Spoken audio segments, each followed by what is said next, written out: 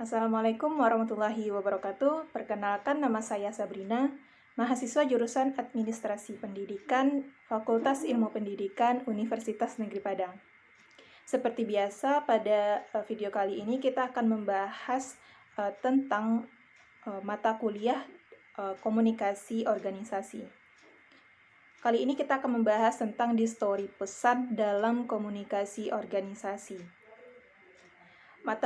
Pada mata kuliah komunikasi organisasi ini mengidentifikasikan kehidupan. Jadi mau tidak mau, secara teknis kita harus melakukan komunikasi. Dan tanpa kita sadari, kita sudah melakukannya secara teknis. Tetapi kita belum paham betul bagaimana komunikasi itu secara teori. Berbicara soal distori, berarti kita membicarakan gangguan atau hambatan. Hambatan yang ada pada dalam komunikasi. Akibat gangguan atau distori ini, pesan yang disampaikan oleh komunikator berbeda apa yang diterima oleh si komunikan. Dan hal itu menjadikan sebuah komunikasi menjadi tidak efektif. Dan tujuan dari komunikasi itu pun tidak tercapai. Distori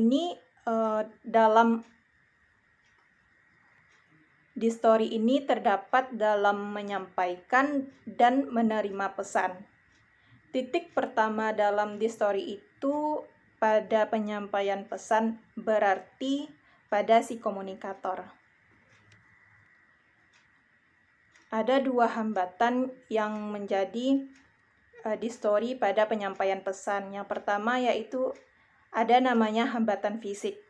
Misalnya jarak antara komunikator dengan komunikan. Misalnya saja dalam sebuah ruangan atau dalam sebuah kelas yang besar, saya berdiri di pojok kanan dan lawan bicara atau yang kita ajak bicara itu berada di pojok kiri. Jadi suara yang disampaikan atau pesan yang disampaikan itu tidak terdengar jelas oleh si komunikan atau si lawan bicara. Dan yang kedua ada saluran distribusinya yang terlalu panjang. Jadi jenjang struktur dalam organisasi itu bertele-tele, sehingga ada bagian-bagian informasi yang putus akibat saluran yang panjang tadi. Contohnya saja dalam sebuah lembaga atau dalam sebuah organisasi ada struktur di mana ada karyawan, ada kepala bidang misalnya, ada kepala staf apa, dan sampai paling tingkat tinggi yaitu pimpinan atau orang yang mengambil kebijakan. Jadi jenjang strukturnya itu terlalu panjang dan bertele-tele, makanya dalam penyampaian informasi misalnya dari atas itu sampai ke bawah itu pasti ada pengurangan begitu. Atau mendapatkan informasi secara terputus-putus sampai ke bawah atau ke jenjang bawah seperti karyawan. Dan yang kedua ada distori dalam menerima pesan. Terkadang distori dalam menerima pesan juga distori yang sangat besar dalam sebuah komunikasi.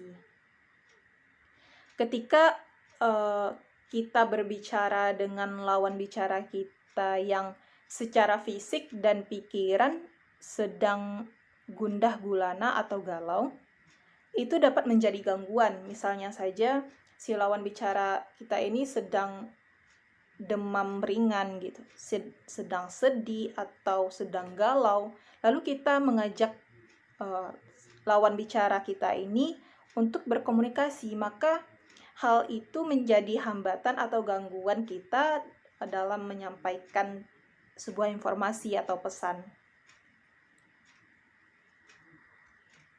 Jadi sangat diperhatikan dan perlu diperhatikan oleh si komunikator bagaimana keadaan lawan bicara yang akan diajak bicara, apakah sehat secara fisik, sehat secara mental, dan sehat secara pikiran. Jadi kita dapat mengajak atau mengobrol dengan lawan bicara dengan tenang dan baik, dan dapat menyampaikan pesan secara utuh. Dan selanjutnya ada distori dalam mengartikan pesan itu sendiri. Artinya antara komunikator dengan komunikan itu ada perbedaan, seperti perbedaan latar belakang, perbedaan usia, perbedaan jenis kelamin, perbedaan sosial, perbedaan budaya, perbedaan status, dan banyak lainnya. Itu bisa menjadi distori dalam memaknai pesan yang disampaikan oleh komunikator. Dan memang efektif atau tidaknya sebuah komunikasi itu terletak di tangan di tangan si komunikator. Karena komunikator inilah yang menentukan atau mencari tahu bagaimana latar belakang lawan bicara atau komunikannya ini. Jadi tidak ada pemakaian bahasa yang salah dalam pengucapan. Dan tidak ada perbedaan interpretasi kata. Jadi kata yang harus digunakan itu harus memiliki makna yang utuh atau tidak memiliki makna ganda, sehingga lawan bicara kita tidak mengartikan atau memaknai pesan yang kita sampaikan itu berbeda dengan apa yang kita harapkan. Jadi beberapa distori yang sudah dipaparkan tadi, apakah bisa distori tersebut bisa disiasati atau dikurangi, bahkan dihilangkan dalam sebuah komunikasi. Ya namanya hambatan pasti atau gangguan pasti adanya solusi. Solusi yang dapat dilakukan sebuah lembaga atau organisasi yang pertama yaitu adanya persepsi. Persepsi antara penyampaian pesan dengan penerima pesan. Harus disamakan pemahamannya. Jadi makna yang disampaikan oleh si penyampai pesan harus sama dengan makna yang tersampaikan atau yang diterima oleh si penerima pesan.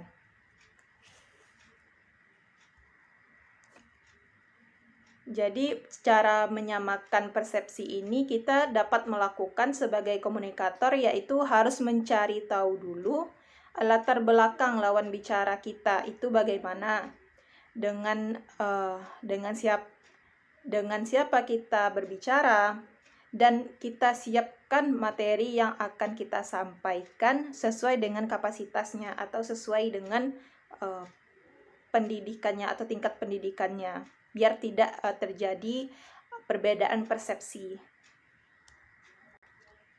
Dan yang kedua yang harus atau yang bisa dilakukan oleh lembaga atau organisasi dalam mengatasi atau mengurangi distori yang kedua yaitu presisi. Presisi dilakukan untuk menghindari berbagai macam kesalahpahaman antara si komunikator dengan komunikan. Hal-hal yang harus tepat disampaikan dalam bentuk gambar, grafik, dan lain sebagainya. Dan yang ketiga ada kredibilitas. Jadi orang-orang akan mudah menerima pesan yang kita sampaikan sebagai komunikator jika kita orangnya dapat dipercaya. Jadi semakin tinggi tingkat kredibilitas seseorang, maka semakin meyakinkan pula orang untuk menerima pesan yang kita sampaikan. Begitu juga sebaliknya, kalau kredibilitas kita rendah, maka tingkat kepercayaan orang kepada kita dalam menyampaikan pesan juga akan rendah, bahkan sekalipun yang kita sampaikan itu benar. Dan hal yang dapat dilakukan untuk mengurangi distori yang keempat yaitu pengendalian diri. Pengendalian diri si pengirim pesan. Jadi si komunikator ini harus atau sebaiknya menggunakan bahasa yang baik dan benar. Karena bahasa yang disampaikan akan dapat membuat tertawa, membuat sedih, membuat marah, membuat kita menangis. Jadi bahasa itu sensitif gitu. Jadi kita harus pandai memilih bahasa atau mengendalikan diri kita dalam menyampaikan pesan agar si lawan bicara kita ini tidak merasa sedih saat kita menyampaikannya atau merasa marah. Dan yang kelima yaitu keserasian hubungan pengirim dengan si penerima pesan juga menjadi hal yang harus diperhatikan. Lembaga atau organisasi harus memperhatikan keserasian hubungan si penerima pesan dengan si penyampai pesan agar tidak terjadinya distori pesan. Jadi sebaiknya jangan pernah memulai obrolan yang serius tanpa diawali dengan pendekatan emosional dengan lawan bicara kita. Jadi kita harus membangun kedekatan emosional dulu sebelum melakukan sebuah komunikasi agar distori yang terjadi itu dapat diminimkan atau bahkan dihilangkan.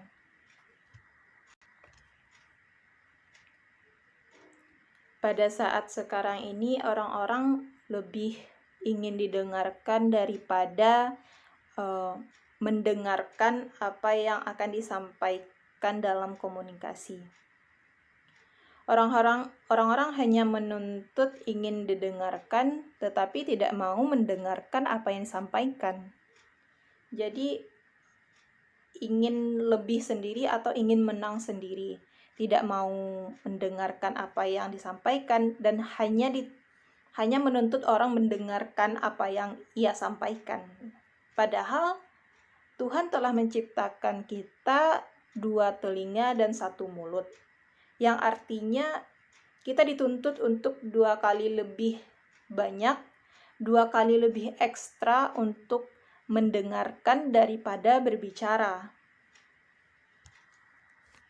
Maka dari itu, hal ini juga menyebabkan distori dalam penyampaian pesan sebuah komunikasi. Misalnya saja dalam sebuah organisasi. Dalam sebuah organisasi itu melakukan sebuah rapat atau diskusi dengan cara presentasi, maka kita sebagai penyampai materi atau informasi harus mengetahui keadaan sekitar supaya kita bisa didengarkan oleh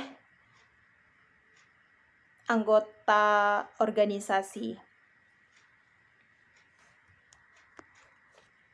Ada 3 kriteria dalam mendengarkan. Yang pertama ada mendengarkan isi, mendengar kritis, dan mendengar aktif atau empati. Kita bahas satu-satu. Yang pertama yaitu mendengarkan isi.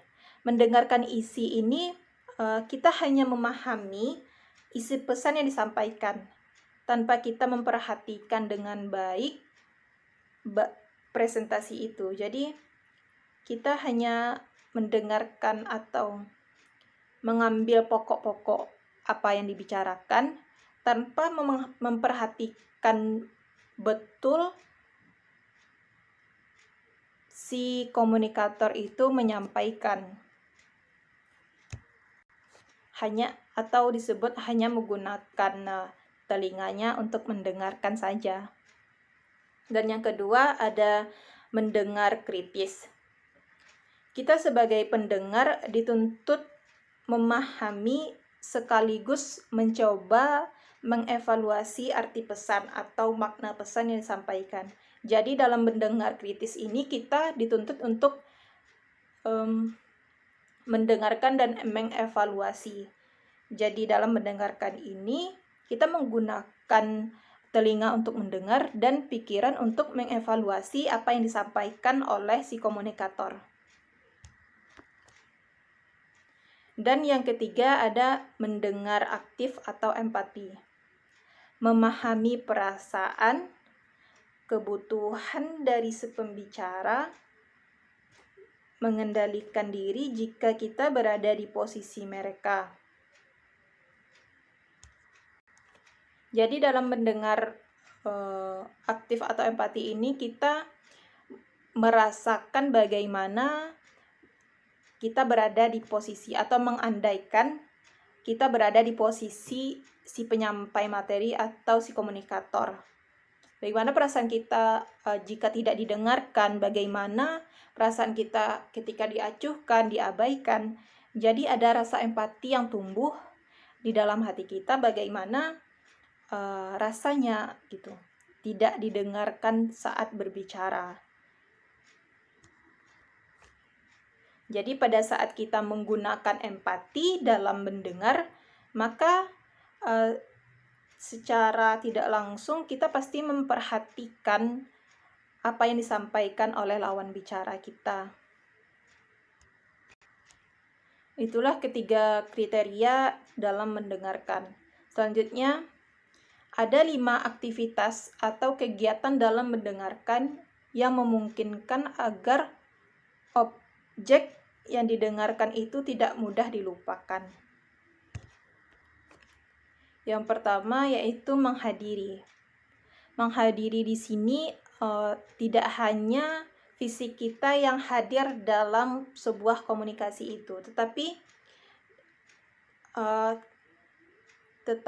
hati dan pikiran kita juga harus menghadiri atau ikut serta dalam komunikasi yang sedang berlangsung. Jadi seperti halnya kita menghadiri sebuah rapat gitu, tetapi kita hanya main-main atau tidak mendengarkan. Tetapi lain halnya jika kita menggunakan atau hati dan pikiran kita ikut serta, maka kita akan mendengarkan dengan baik, mengevaluasi makna yang disampaikan oleh si komunikator. Dan yang kedua ada menginterpretasikan, yaitu memaknai atau menangkap pesan yang disampaikan oleh komunikator dalam sebuah komunikasi. Jadi kita tidak hanya mendengarkan tetapi juga harus memaknai atau menangkap pesan-pesan apa yang disampaikan, agar objek yang kita dengarkan itu tidak mudah dilupakan atau tidak terlupakan. Dan selanjutnya yang ketiga yaitu mengingat. Mengingat berarti seluruh panca indera tertuju pada informasi yang disampaikan, baik itu indera pendengaran, indera perasa, indera menggunakan pikiran kita gitu. Dan yang keempat ada evaluasi. Evaluasi berarti mencoba mengingat kembali pesan-pesan apa yang disampaikan oleh si komunikator, pesan-pesan disampaikan oleh komunikator tadi. Jadi kita mencoba mengulang atau mencoba mengingat kembali. Dengan mengingat kita dapat objek yang didengarkan itu tidak mudah dilupakan dengan mengingat. Dan yang terakhir yaitu yang kelima, mampu memberikan tanggapan. Jadi dalam sebuah komunikasi itu harus ada umpan balik atau reaksi dari komunikan atau lawan bicara kita. Dengan kita memberi tanggapan, pastilah secara tidak langsung objek yang kita dengarkan itu tidak mudah dilupakan. Jadi itulah kelima aktivitas atau kegiatan yang bisa kita lakukan agar objek yang kita dengarkan itu tidak mudah dilupakan. Ada penelitian, menurut penelitian, kita bisa berbicara 120 sampai 150 kata per menit. Tetapi pikiran kita bisa menangkap itu semua 4 kali lebih banyak dari itu. Jadi, maka jika kita mendengarkan, kita akan menangkap pesan yang disampaikan gitu.